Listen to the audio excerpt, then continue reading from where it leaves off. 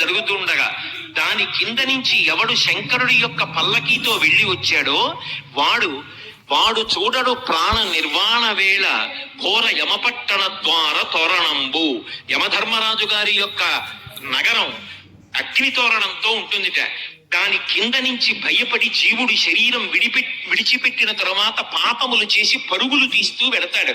అలా వెళ్ళవలసిన అవసరం లేకుండా కార్తీక పౌర్ణమి నాడు ఎవడు శపథం చేసి స్వార్థంతో కేవలం పాపములు చెయ్యకుండా ఇక పైన 10 మంది గురించి ఆలోచించి సమాజం గురించి ఆలోచించి అందరూ నా అన్నదమ్ములు అక్క చెల్లెళ్ళన్న భావనతో త్రికరణ శుద్ధిగా బ్రతుకుతానని కోరుకుంటాడో అటువంటి వాడి పాపములు తొలగతోసి నేను అండగా ఉండి అక్కడ దూరవలసిన జ్వాలాతోరణానికి బదులుగా ఇక్కడ జ్వాలాతోరణం కింద నేను అండగా ఉండి నిన్ను తీసుకొస్తున్నాను.